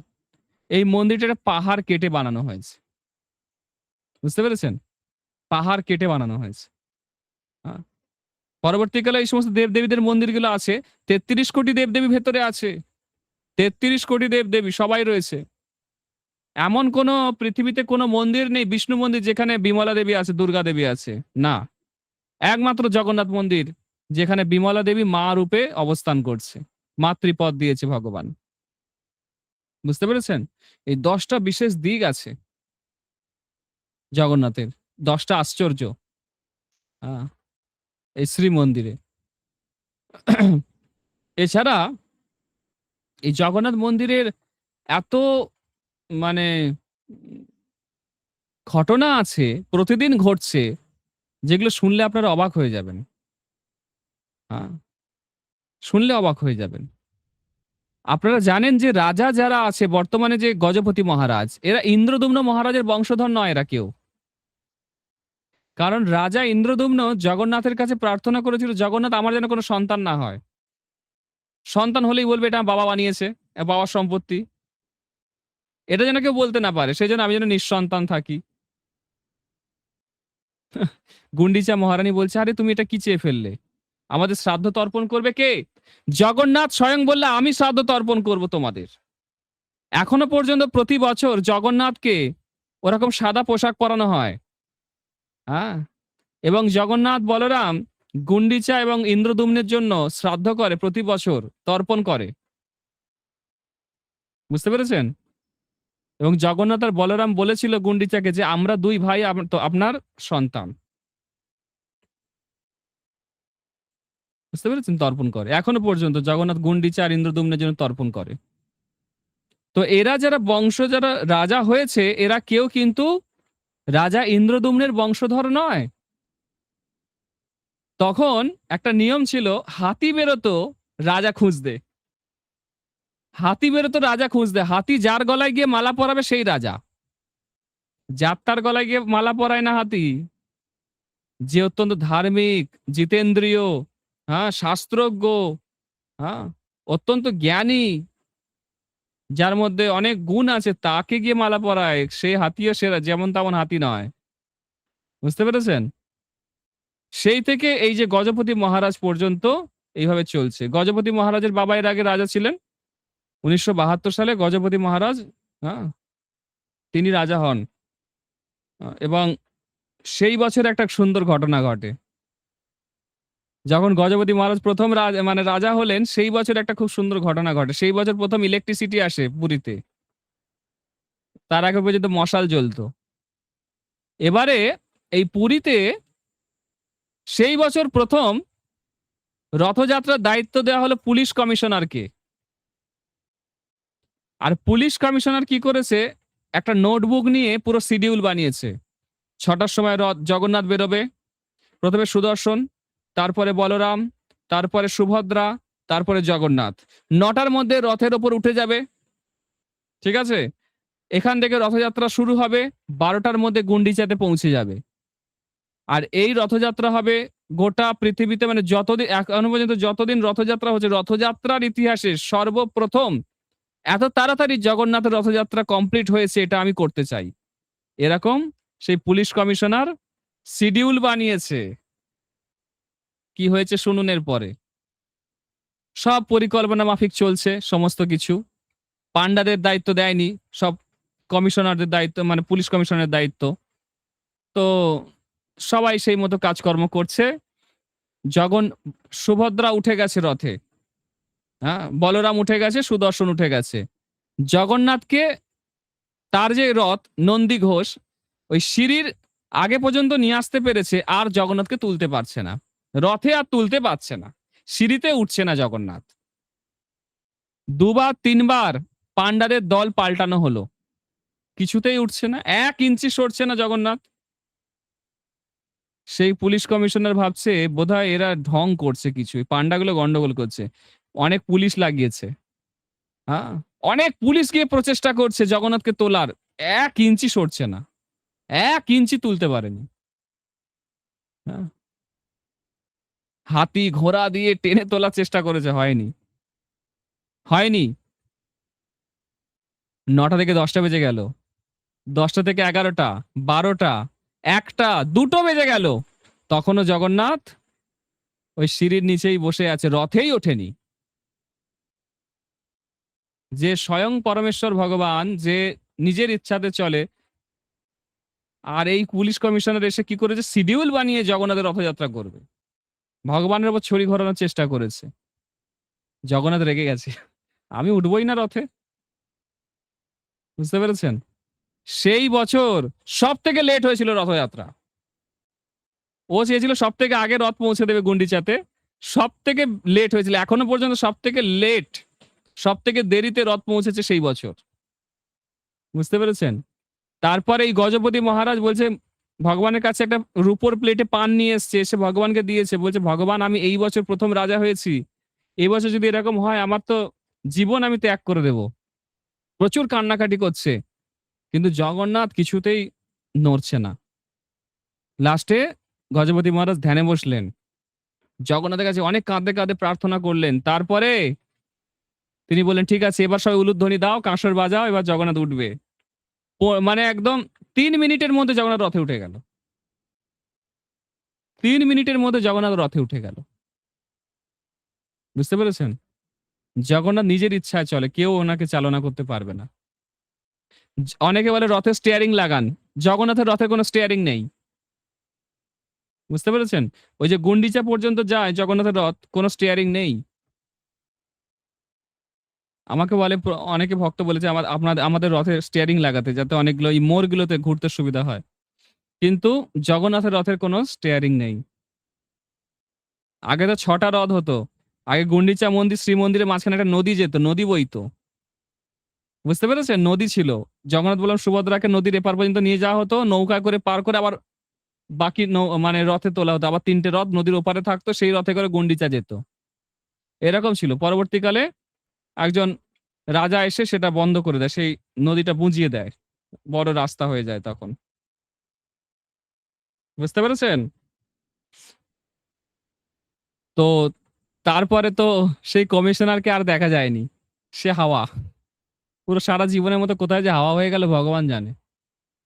আহ, তো এরকম ঘটনা, জগন্নাথের রথ, জগন্নাথ স্বয়ং ভক্তদেরকে দর্শন দানের জন্য নিজের ইচ্ছায় এগিয়ে চলেন। বুঝতে পেরেছেন, কেউ ওনাকে কন্ট্রোল করতে পারে না। হ্যাঁ। তো একটা খুব সুন্দর বিষয় যে জগন্নাথ মন্দির আগে তো এরকম ছিল না। বলা হচ্ছে রাজা অনঙ্গ ভীমদেব তিনি এসে প্রায় 50 বছর ধরে এটা সংস্কার করেছিলেন এই মন্দিরটাকে। তারপরে এরকম হয়েছিল, এত সুন্দর হয়েছিল। এখন যে মন্দির আমরা দেখছি সেই মন্দির এরকম ছিল না আগে। হুম, অন্যরকম ছিল। আচ্ছা, আহ জগন্নাথের একটা খুব সুন্দর লীলা আছে। রঘু বেহেরা বলে একজন ভক্ত ছিল, রঘু বেহেরা। হ্যাঁ, এই রঘু বেহেরা তিনি জেলে ছিলেন, জেলে। জেলে মানে হচ্ছে ওই মাছ ধরে, মাছ ধরে ধীবর, যারা মাছ ধরে এদেরকে জেলে বলে। আহ, মাছ ধরে। তো সে কোনোভাবে একবার পুরীতে এসেছিল, সাধু সঙ্গ করেছে, হরিকথা শুনেছে। সে শুনতে পেয়েছে যে জীব হত্যা করা পাপ। তারপরে তীর্থস্থান ভ্রমণ করে বাড়িতে ফিরে এসছে। বাড়িতে ফিরে আসার পরে সে আর মাছ ধরতে যেতে চাইছে না। তার বাড়ির লোক বলছে, দেখো আমরা এমনিতেই এত দরিদ্র, তারপরে তুমি যদি মাছ শিকার না করো, ওই যা মাছ পাও সেটা বেচে আমাদের সংসার চলে, ছেলেগুলোও না খেয়ে থাকবে, আমরাও না খেয়ে থাকবো। বলছে না, ভগবান সবার হৃদয়ে আছে, সুতরাং আমি কাউকে মারতে পারি না। হ্যাঁ। তো তার স্ত্রী তো প্রচুর রেগে গেছে, রেগে গিয়ে তাকে বাড়ি থেকে বের করে দিয়েছে। আর সে গেছে, হ্যাঁ, একটা পুকুরের পাড়ে। ভাবছে কি করব, মাছ ধরবো কিনা, সংসার কি করে চলবে। সে জগন্নাথের কাছে প্রার্থনা করছে, ভগবান আমার তো কোনো ইচ্ছা নেই মাছ ধরার, আর তাছাড়া মাছ রূপে আপনি স্বয়ং এসেছিলেন। হ্যাঁ, শঙ্খাসুর বলে একজন অসুর ছিল, সেই অসুরকে মারার জন্য ভগবান মৎস্য অবতার গ্রহণ করেছিলেন, মৎস্য অবতার রূপে এসেছিলেন। তো সেটা আপনার একটা রূপ। আর তাছাড়া সমস্ত জীবের মধ্যে ভগবান আপনি ক্ষীরোদক্ষায় বিষ্ণু পরমাত্মা রূপে রয়েছেন, আমি কি করে জীব হত্যা করব, আমি এটা করতে পারি না। অনেক ভাবনা চিন্তা করার পর সে ভাবছে, ঠিক আছে আজকে দিনটাই শেষ, মাছ ধরবো, নালে বাড়ি গেলে আবার তাড়িয়ে দেবে আমাকে। স্ত্রী তো বড় বড় ডায়লগ দিয়েছে, সংসার ধর্ম বড় ধর্ম, এই সেই অনেক কিছু বলেছে। তা এখন কি করবে, সে মাছ ধরেছে, আর যে মাছটাকে ধরেছে সেই মাছটা আবার কাঁদছে, চোখ দিয়ে জল পড়ছে, আর সে চিৎকার করে বলছে, হে নারায়ণ, হে ভগবান আমাকে দেখুন, এ হত্যা করছে, আমাকে বাঁচান। সে তো অবাক, রঘু বেহারা তো অবাক, মাছ আবার কথা বলছে, এটা কি ধরনের ঘটনা। তখন সে একটা জঙ্গলের ভেতর তাকে নিয়ে গিয়ে গর্ত খুলে একটা বড় নদী ছিল, সেই নদীর জল ভর্তি করে তার মধ্যে ছেড়ে দিয়েছে।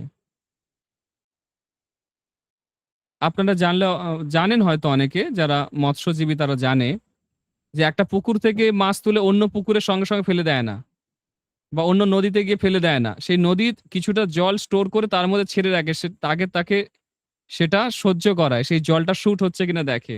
ডিরেক্ট নদীতে ছেড়ে দিলে সেই মাছ মরে যায়। এবারে সে কিছুটা মাটির গর্ত খুলে সেখানে নদীর জল দিয়ে ছেড়ে রেখেছে, আর সেইখানে বসে বসে সে বলছে, আমি আর বাড়ি যাব না, এখানেই থাকবো। এই মাছটা ভগবান নারায়ণের নাম করছে, আর আমি কোথাকার কি। এই মনুষ্য জীবন এত দুর্লভ জীবন, আমার কাছে এত সুযোগ রয়েছে, কেন আমি ভগবানের নাম করব না, ভক্তি করব না। যতক্ষণ না ভগবান নারায়ণ আমাকে দেখা দিচ্ছে আমি এখানেই থাকবো। বলে সে জগন্নাথের নাম করছে আর সেখানে বসে আছে চুপ করে। পাড়ার লোক খোঁজাখুঁজি করছে, কোথায় গেল, কোথায় গেল, কোথায় গেল। তার স্ত্রী, তার ছেলে মেয়ে সবাই খোঁজাখুঁজি করছে। সবাই ভাবছে যে এ নিশ্চয়ই কাজের ভয়ে পালিয়েছে। তারপরে 3 দিনের মাথায় কিছু খায়নি, ঘুমায়নি, শুধু জগন্নাথের নাম করছে। 3 দিনের মাথায় স্বয়ং ভগবান এক ব্রাহ্মণের রূপ ধরে এসেছে। এসে বলছে, রঘু তুমি কেন এরকম করছো, তুমি তো জেলে, তুমি তো ব্রাহ্মণ নও, আর ভগবানকে এত সহজে পাওয়া যায় না। তুমি কি ভাবছো তুমি এইভাবে ভগবানের নাম করে পেয়ে যাবে? না, এইভাবে সম্ভব নয়। ব্রাহ্মণ হলে না একটা দেখা যেত, তোমার কোনো জাত নেই, কিছু কুলাদি বিচার নেই, তুমি জেলে, তুমি মাছ ধরো, জীব হত্যা করো, হ্যাঁ, তোমার পক্ষে কি করে সম্ভব? তখন সে বলছে, দেখুন এই মাছটা সে নারায়ণের নাম উচ্চারণ করছে, তাহলে আমি তো কোন ছাড়, আমি তো মানুষ। হ্যাঁ, আর ভগবান তো দীনবন্ধু, গরিবের বন্ধু, তো নিশ্চয়ই আমারও বন্ধু, নিশ্চয়ই আমাকে করুণা করবে। কিছুক্ষণ এভাবে কথোপকথন চলার পরে সেই ব্রাহ্মণ রূপী ভগবান বলছেন, দেখো রঘু, আমি তোমার পরীক্ষা করছিলাম। হ্যাঁ, তো তুমি যার আরাধনা করছো, আমি সেই শঙ্খচক্র গদা পদ্মধারী সাক্ষাৎ নারায়ণ। হ্যাঁ, তো রঘু বললেন, ঠিক আছে, তাহলে আমাকে দর্শন দিন। তখন ভগবানের দর্শন দিলেন, ভগবান তাকে দর্শন দিলেন, সেই রঘু বেহেরাকে। সে অত্যন্ত ক্রন্দন করলো, ভগবানকে প্রণাম করলো। ভগবান বললেন, কি চাই বলো? বলছে, আমি যাতে সংসারে থেকে ভালো করে ভজন করতে পারি, আমাকে আশীর্বাদ দিন। বলছে, ঠিক আছে, যাও, তথাস্তু। সে গ্রামে ফিরে আসছে, লোকে তাকে ঠাট্টা ইয়ার্কি করছে যে দেখো দেখো কোথায় পালিয়ে গেছিল কাজের ভয়ে, অলস লোক।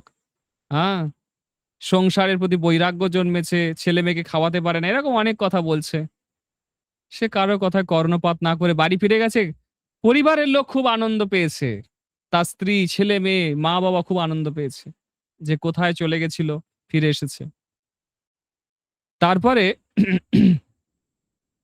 কিছু কিছু লোক তাকে দেখা করতে আসতো, তার সাথে কিছু ফলমূল, চাল ডাল নিয়ে আসতো। এইভাবে টুকটাক করে চলে যাচ্ছিল। একদিন সে কোথাও স্নান করতে গেছে, আর পাড়ায় একটা ছেলে মানে একটা কাঁটা বন তুলে নিয়ে তাকে পেটাতে শুরু করেছে, আর বলছে, ডিস্টার্ব করছে যে দেখো এই রঘু, হ্যাঁ, সাধু হয়েছে, জেলে ছিল, মাছ ধরতো, কত মাছকে মেরেছে তার ঠিক নেই, কত পেটে ভরেছে তার ঠিক নেই, এখন সাধু হয়েছে। এরকম করে অনেক তুচ্ছ-তাচ্ছিল্য করছে। আর সেই সময় সে বলছে, দেখো আমি তো তোমাদের কোনো ক্ষতি করিনি, কেন আমাকে বিরক্ত করছো তোমরা? তো সেই ছেলে ছাড়ছে না, কাঁটা ফুটিয়ে দিচ্ছে, ঢিল ছুটছে। তখন সে বলেছে, ঠিক আছে, তোমার জন্য তোমার মা বাবাকে কাঁদতে হবে, বলে সে চলে গেছে। ২-১ ঘন্টার মধ্যেই সে মারা গেছে সেই ছেলেটা। আর তার বাবা মা কান্নাকাটি করছে, পাড়ায় ঢিঢি পড়ে গেছে যে জানো, রঘু এরকম অভিশাপ দিয়েছে, রঘু সাধু হয়ে গেছে, ওর অভিশাপ কাজে লেগে যায়। বলে সবাই রঘুকে ডেকে নিয়ে গেছে, চলো চলো চলো, তুমি অভিশাপ দিয়েছো, তোমার কারণেই মরে গেছে। হ্যাঁ, আমরা তোমার চরণে কত অপরাধ করি, কিছু মনে করো না। তো এখন এই ছেলেটা কি করে প্রাণ বাঁচবে? তখন রঘু বলছে, না না, আমি তো তাকে এই জন্য অভিশাপ দিইনি, মরার অভিশাপ দিইনি, আমি ওর কোনো ক্ষতি চাইনি। ও আমাকে অনেক বিরক্ত করছিল, সেই জন্য বলেছি তোমার কারণে তোমার মা বাবাকে কাঁদতে হবে, শুধু এইটুকু বলেছি। তখন তার মা বাবা তার পায়ে ধরে ক্ষমা চাইছে তার ছেলের জন্য। আর বলছে, কিভাবে আমার ছেলের প্রাণ বাঁচবে? বলছে, ভগবানই একমাত্র প্রাণ বাঁচাতে পারে, যে প্রাণ নিয়েছে সে প্রাণ দিতে পারে। ভগবানের নাম করো, সবাই হরিনাম করছে। কিছুক্ষণ পরে সেই ছেলেটা বেঁচে গেছে, যেন ঘুম থেকে উঠলো, একদম বেঁচে গেছে। সবাই রঘুর জয়ধ্বনি করছে, বুঝতে পেরেছেন? তো গ্রামে সবাই জেনে গেল রঘু কত বড় সাধু। সবাই রঘুকে প্রণাম করতে আসতো, চাল ফল নিয়ে আসতো সব। আর রঘু যখন মাছ বিক্রি করতো তখন এত ভালো খেতে পেত না। ভক্ত হওয়ার পরে তার সংসারে চাল রাখার জায়গা নেই, ফলমূল রাখার জায়গা নেই, সে এত বড় ভক্ত হয়ে গেছে, বুঝতে পেরেছেন? একবার রাজা জগন্নাথের কাছে এসেছে, অনেক সোনা গয়না, ফল মূল অনেক কিছু নিয়ে এসছে, পান্ডাকে বলছে ভগবানকে নিবেদন করুন। আর চুলু বলে একটা পদ্ধতি আছে, চুলু মানে করতল। জগন্নাথের পান্ডারা ভগবানকে ভোগ লাগানোর সময় হাতে জল নিয়ে দেখে যে জগন্নাথের ছবিটা সেখানে প্রতিবিম্বিত হচ্ছে কিনা। যদি হাতের জলের মধ্যে জগন্নাথের মুখটা ভেসে ওঠে, তার মানে বুঝতে পারবে যে এই জিনিসগুলো ভগবান গ্রহণ করেছে, বুঝতে পেরেছেন? কিন্তু দেখছে হাতে জগন্নাথের মুখ ভেসে উঠছে না, তার মানে এটা ভগবান গ্রহণ করেনি। সেই রাজা এত কান্নাকাটি করছে, ভেঙে পড়েছে যে আমি কি এমন অপরাধ করলাম ভগবান, যে আমার আনা জিনিসগুলো আপনি গ্রহণ করলেন না, বলে কাঁদতে কাঁদতে সেই গরুর স্তম্ভের কাছে ঘুমিয়ে পড়েছে। রাত্রেবেলা সেই গরুর স্তম্ভের কাছেই ঘুমিয়ে রয়েছে। রাত্রেবেলা জগন্নাথ স্বপ্ন দিয়েছে, দেখো রাজা, তোমার কোনো দোষ নেই, তুমি তো আমার প্রতি শ্রদ্ধাবান, ভক্তি ভাব নিয়ে সব নিয়ে এসছো, কিন্তু কি করব আমি, ওই যে রঘু বেহেরা আছে না, ও জেলে ছিল, হ্যাঁ? ও এখন অনেক বড় ভক্ত হয়ে গেছে। ওর ভক্তি এত যে আমি ওর কাছে বাঁধা পড়ে গেছি। ও আমাকে ভালো-মন্দ কিছু রাজভোগ খাওয়াতে পারে না ঠিকই, কিন্তু ও এত ভক্তি দিয়ে রান্না করে, আমি ওর বাড়িতে গিয়ে খেয়ে আসি, পেট ভরে যায়, আর মন্দিরে এসে কিছু খেতে পারি না। কি করে তোমার জিনিসগুলো নেবে বলো? তোমার যদি ইচ্ছা করে তাহলে তুমি ওই রঘুকে এখানে নিয়ে আসো, ওকে একটা ঘর বানিয়ে দাও। হ্যাঁ? আর ওর মাধ্যমে আমাকে এই জিনিসগুলো দাও, আমি গ্রহণ করব। তার পরের দিন সকালবেলা রাজা অনেক সৈন্য সামন্ত, অনেক পান্ডা ভক্তদের নিয়ে সেই রঘুর বাড়িতে গেছে। রঘুকে দণ্ডবত প্রণাম করেছে আর বলছে, রঘু তুমি কত বড় ভক্ত! সাক্ষাৎ ভগবান শ্রীমন্দির ত্যাগ করে ৫৬ ভোগ ছেড়ে দিয়ে তোমার ঘরে এসে খাচ্ছে। হ্যাঁ? এই যে রঘু বেহেরা নিজের হাতে জগন্নাথকে খাইয়ে দিত। নিজের হাতে খাইয়ে দিত। এত তার ভক্তি ছিল। বুঝতে পেরেছেন? আর আমরা পোলাও, পনির এত কিছু দিচ্ছি তবু ভগবান খাচ্ছে না। হ্যাঁ? আর সেই রঘু বেহেরা যে জেলে ছিল, মাছ ধরতো, সে এত ভক্তি ভাব দিয়ে ডেকেছে, জগন্নাথ স্বয়ং এসেছে আর তাকে হাতে করে খাইয়ে দিচ্ছে জগন্নাথকে। তখন পাড়ার লোক জড়ো হয়ে গেছে, রঘুর জয়ধ্বনি করছে, হাতির ওপর চাপিয়ে তার পরিবারের লোককে শ্রীমন্দিরে নিয়ে এসছে, দক্ষিণ দিকে তাকে বাড়ি করে দিয়েছে। হ্যাঁ, তার খাওয়া দাওয়া সমস্ত কিছু ব্যবস্থা রাজা করে দিয়েছে। বুঝতে পেরেছেন? তো জগন্নাথ ভক্তকে এত ভালোবাসে যে তার কেনা গোলাম হয়ে যায়। যদি কেউ একটু প্রেম দিয়ে জগন্নাথকে ডাকে, ভগবান সেই ডাক মানে অবজ্ঞা করতে পারে না। বুঝতে পেরেছেন? এই যে কর্মাবাইয়ের কথা বলেছিলাম, এ বিঠ্ঠালের ভক্ত ছিল। এনার গুরুদেবের সঙ্গে পুরীতে এসেছিল, এসে এখানেই থেকে যায়। লাস্টে কর্মাবাইয়ের খিচুড়ি খেতে জগন্নাথ দৌড়ে দৌড়ে আসতো না? হ্যাঁ? শ্রীমন্দির ছেড়ে চলে আসতো। কোনো নিয়ম নিষ্ঠা ছিল না, কিন্তু প্রেম ছিল।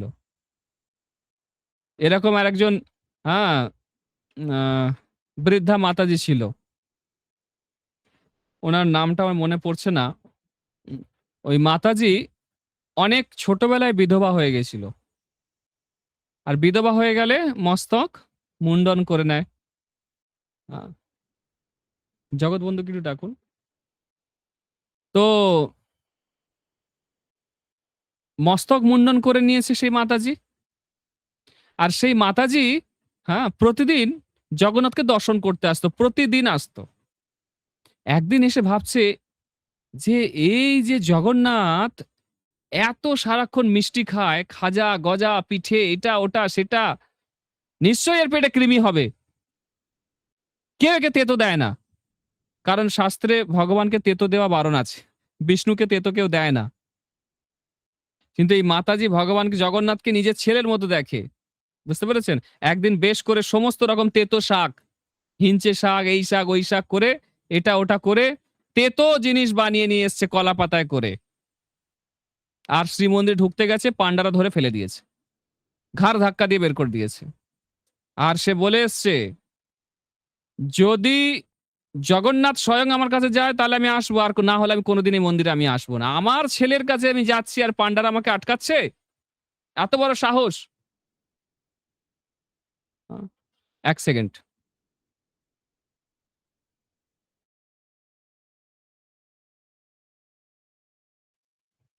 হ্যাঁ, তো ওই নন্ডা মাতাজি বলতো, নন্ডা মাতাজি মানে ন্যাড়া আর কি, ন্যাড়া। ঠিক আছে? তো এবারে সে মাতাজি বাড়ি চলে গেছে, রাজাকে স্বপ্ন দিয়েছে, হ্যাঁ আমার মাকে ধাক্কা দিয়ে ফেলে দিল তোমার পান্ডারা। হ্যাঁ, আমার মা আমাকে নিম পাতা দিতে এসেছিল, হ্যাঁ হিঞ্চে শাক দিতে এসেছিল, আমার পেটে কৃমি হয়েছে ভেবে আমাকে একটু নিম পাতা দিতে এসেছিল, তেতো খাওয়াতে এসেছিল, আর তোমার পান্ডার আমার মাকে ঘাড় ধাক্কা দিয়ে বের করে দিয়েছে। তখন রাজা ক্ষমা চাইছে স্বপ্নে। বলছে, কি করে আমি বুঝবো যে আপনার মা কোথায় রয়েছে? বলছে, যাও এক্ষুনি কি আমার মাকে ধরে নিয়ে আসো। বলছে, কোথায় থাকে আপনার মা? বলছে, এই এই যে অমাবস্যার রাতে যে ঘর থেকে, হ্যাঁ, দিব্য জ্যোতি বেরোচ্ছে দেখবে, মানে সেখানে আমি বসে আছি, সেই জন্য এই ঘর থেকে জ্যোতি বেরোচ্ছে, সেই ঘরে আমার মা রয়েছে। তো রাজা তো সমস্ত দলবল নিয়ে আসে, লাস্টে মাতাজিকে ধরে নিয়ে যায়। আর সেই কলা পাতায় মুড়ে সেই তেতো জিনিসগুলো নিয়ে যাচ্ছে। আর যে পান্ডা তাকে ঠেলে ফেলে দিয়েছিল বলছে, দেখেছিস, দেখেছিস তো আমার ছেলে।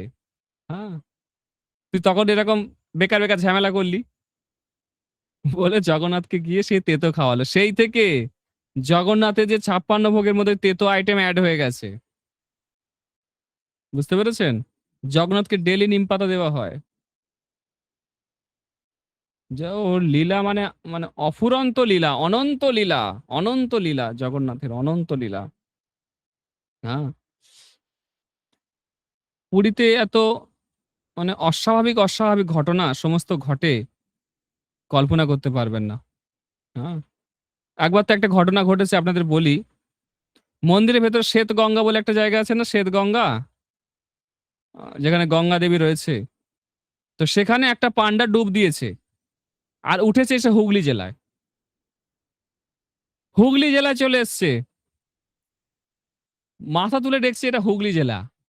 কেউ কোথাও নেই, একটা মাতাজি সামনে দাঁড়িয়ে আছে। আর সে বলছে আমি জানতাম তুমি আসবে।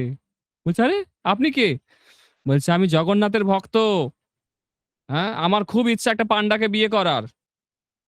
বলছে আরে আমি বিয়ে টিয়ে করবো না, তুমি কি করে জানলে আমি অবিবাহিত? বলছে জগন্নাথ বলেছে তুমি আসবে। বলতে তাকে বিয়ে টিয়ে করেছে, বাচ্চা কাচ্চা হয়ে গেছে, 3 বছর বয়স হয়ে গেছে তার। আর সে মাথা কামড়াচ্ছে শুধু। সে ভাবছে অ্যাকচুয়ালি পুরীতে নিয়ম, কোনো পান্ডা যদি কোনো অন্য জাতের মেয়েকে বিয়ে করে সে তার সেবা হারাবে, সে আর জগন্নাথের সেবা করতে পারবে না। বুঝতে পেরেছেন?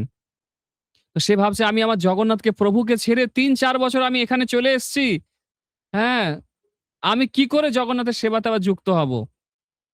তখন গিয়ে গঙ্গায় ডুব দিয়েছে আর শ্বেত গঙ্গায় গিয়ে উঠেছে পুরীতে। উঠে আবার সেবা করতে লেগে গেছে। ঠিক আছে? এবার সেবা করছে কিছুদিন, বেশ কিছুদিন। একদিন মন্দিরে ঢুকতে গেছে, দেখছি দরজার সামনে তার স্ত্রী আর বাচ্চা দাঁড়িয়ে আছে। আরে তোরা করতে গেলি? বলছে তোরা করতে গেলি মানে? আমাদের ছেড়ে চলে এসছো, এইটুকু তোমার চাঁদ বদন ছেলে, আমি আমাদের ছেড়ে চলে এলে যে বড়। বলছে তোমরা কে? তোমাদের চিনি না আমি, যাও। সেই জন্য বলছে যে ভগবানের সেবা থেকে বঞ্চিত হয়ে যাবে, সেই জন্য আর কি। আহ, বলছে চেনো না মানে? রাজার কাছে যাচ্ছি। রাজার কাছে গেছে, গিয়ে আংটি দেখিয়েছে, দেখো এই আংটির মধ্যে তার নাম লেখা আছে, সে আমাকে বিয়ে করেছে, এটা তার বাচ্চা। তখন রাজা তাকে ডেকে পাঠিয়েছে। বলছে সত্যি সত্যি বলো, এটা সত্যি ঘটনা? বলছে হ্যাঁ সত্যি ঘটনা ঠিকই, কিন্তু আমি তো ভগবানের সেবা থেকে দূরে চলে যাবো এরম যদি এটা স্বীকার করে নিই। বলছে ঠিক আছে, তোমাকে তুমি কুর্ম বেড়ার ভেতরে সেবা করতে পারবে না। জগন্নাথ মন্দিরে দুটো প্রাচীর আছে, একটা হচ্ছে কুর্ম বেড়া, একটা হচ্ছে মেঘনাথ বেড়া, মেঘনাথ প্রাচীর। বাইরেরটাকে বলা হয় মেঘনাথ প্রাচীর, আর ভেতরটাকে বলা হয় কুর্ম বেড়া। বুঝতে পেরেছেন? তো বলছে রাজা বলল তুমি বাইরের পুরোহিত হিসাবে সেবা করতে পারবে, বাইরের কাজকর্ম করতে পারবে, কিন্তু ভগবানের যে সেবা এতদিন করতে সেটা আর করতে পারবে না। সেই থেকে এই 36 নিযকের পাশাপাশি আর একটা মানে সেবায়িত অ্যাড হলো, 37 নম্বর। বুঝতে পেরেছেন? এরকম জগন্নাথের অনন্ত লীলা আছে। মিউট করে দাও। হ্যাঁ। তো এখন বিষয় হচ্ছে, এই জগন্নাথের লীলা তো আমরা আলোচনা করছি, তার সঙ্গে সঙ্গে আমরা রথযাত্রা বিষয়ে আলোচনা করব। হ্যাঁ, রথযাত্রার বিষয়টা বলতে অনেক সময় লাগবে, সেই জন্য আমরা একটা গোটা দিন শুধু রথযাত্রা বিষয়ে আলোচনা করব। জগন্নাথের মন্দিরে এত অদ্ভুত অদ্ভুত সব নিয়ম আছে, কল্পনা করতে পারবেন না। হুম।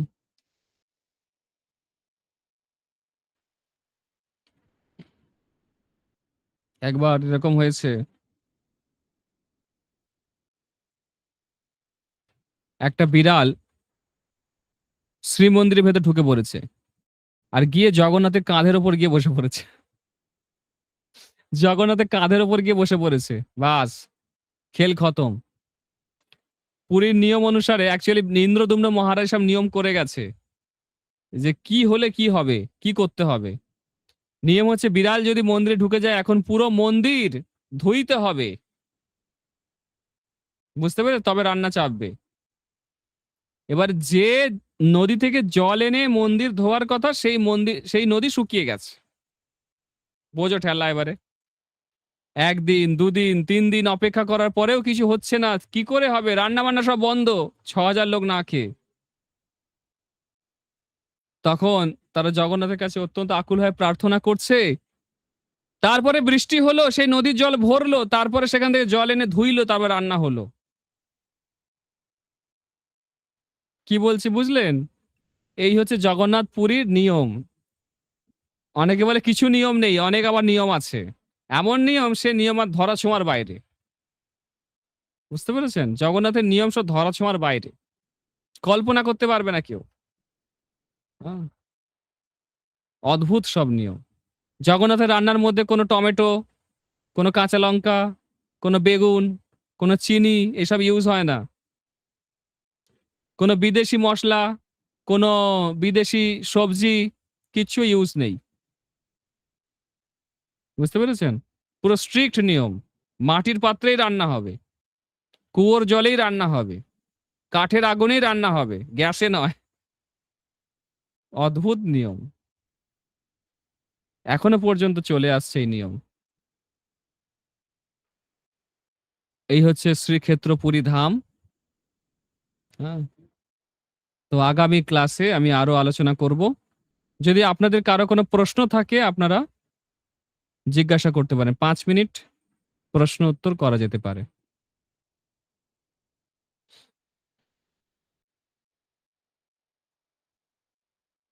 কারো কোনো প্রশ্ন আছে?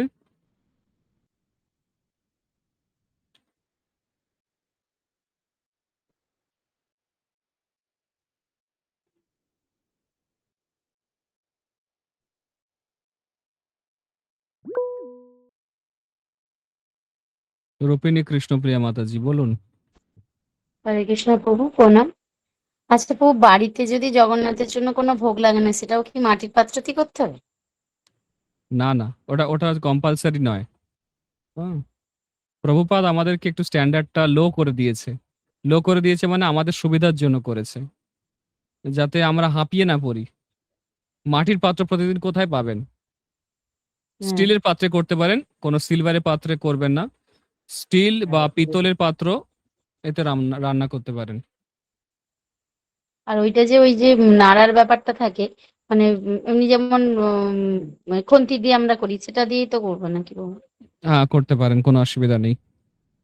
একটা বিশেষ বিষয় আপনাদেরকে একটু বলি, সেটা হচ্ছে এই যে স্নান যাত্রার পরে জগন্নাথের যে অনবসর কাল, জগন্নাথ যে ১৫ দিন হুম। বিশ্রাম নেয়, জগন্নাথ এই সময় কাউকে দর্শন দেয় না, জগন্নাথের জ্বর হয়। জ্বর লীলা করেন উনি। এই সময় ওনার দইতাপতিরা ওনার সেবা করেন, যারা বিশ্বা বসুর বংশধর। তো এই সময় জগন্নাথকে কি ভোগ লাগাবেন? অনেকের এটা কোয়েশ্চেন যে জগন্নাথকে প্রভু কি খাওয়াবো? গৌরনিতাই আছে, রাধা মাধব আছে। তাদের জন্য একরকম রান্না, জগন্নাথের জন্য একরকম রান্না। এটা করলে ভালো হয়। জগন্নাথের জন্য এই সময় রুটি বা একটু তেতো জাতীয় কিছু, যেমন জ্বর হলে জ্বরে মুখে কোনো টেস্ট থাকে না।